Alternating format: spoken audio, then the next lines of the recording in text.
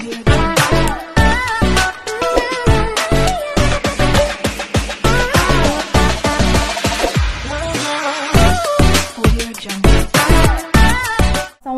warahmatullahi wabarakatuh. Selamat pagi teman-teman. Aduh, putih. Kali ini Bu Yanti akan jawab pertanyaannya dari teman-teman. Banyak sih sebenarnya. Bu Yanti akan pilih-pilih dulu lah ya. Gaya banget ya dipilih-pilih yang sekiranya memang benar-benar bisa terjawab gitu ya. Jadi ini ada pertanyaan dari teman-teman, yaitu terkait dengan skripsi. Bu, semisal terdapat perbedaan dalam analisis perhitungannya, misalnya menghitung kelayakan pendapatan dari beberapa artikel terdahulu menggunakan analisis RC rasio, sedangkan ada satu artikel yang hanya menggunakan analisis perbandingan, apakah bisa dijadikan sebagai gap research? Bisa.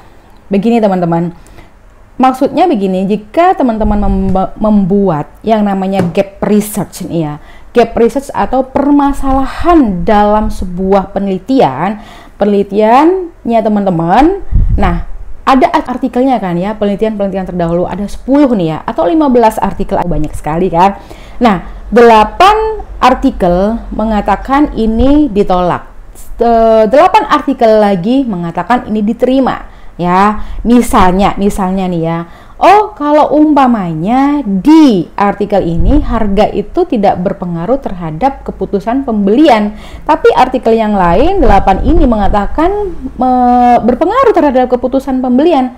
Dilihat dulu teman-teman, pasti respondennya beda-beda kan yang ada di artikel tersebut. Kita tugasnya adalah mencari celahnya, bukan masalah ditolak ataupun diterimanya dari artikel acuannya teman-teman. 8 ditolak, 8 diterima. Harga terhadap keputusan pembelian. Nah, kita lihat respondennya siapa? Di mana tempatnya untuk penelitian ini? Itu yang kita jadikan gap penelitian. Oh, ternyata itu di sini kalau umpamanya harga tidak berpengaruh terhadap keputusan pembelian. Iya, soalnya respondennya adalah orang-orang yang punya pendapatan di atas 10 juta. Wajar kalau harga tidak berpengaruh. Bisa dipahami ya teman-teman ya. Nah, itu kita. Tapi kalau umpamanya di penelitian kita udah melakukan mini survei ya. Kita udah akan melakukan mini survei terhadap orang-orang yang mempunyai gaji di atas 10 juta juga.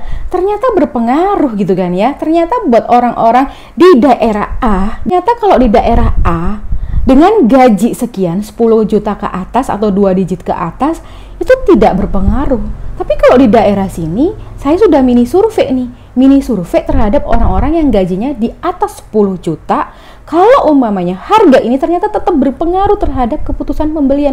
Itulah gap teman-teman. Itu boleh banget dibuat gap. Jadi bukan hanya melihat perbedaan persamaan aja lalu dibuat yang namanya gap. Apa masalahnya, terus apa? Dikritisi mulai dari respondennya, mulai dari objeknya, subjeknya, semuanya dikritisi. Ya nggak perlu semua untuk dicari celahnya gitu ya. Yang tadi Bu Yanti bilang, kalau saya carinya oh harga ternyata begini ya, tapi ternyata saya tuh pengen meneliti orang-orang di sini itu terkait dengan harga itu apakah berpengaruh ya dengan gaji di atas 10 juta.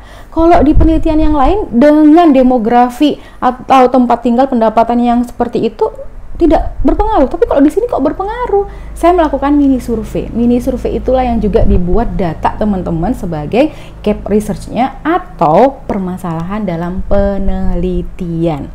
Ya, itu kalau kita membuat gap research berdasarkan artikel acuan ataupun referensi ataupun penelitian sebelumnya. Banyak kan ya untuk cari gap research ataupun permasalahan penelitian. Salah satunya adalah mencari di penelitian sebelumnya. Gitu kan teman-teman. Banyak lah. Cek di itu ya, di caranya di video Bu Yanti sebelumnya yang membahas terkait dengan fenomena dan juga gap. Bisa dipahami ya teman-teman, cari celahnya bukan hanya perbedaan diterima atau ditolak, signifikan atau tidak signifikan.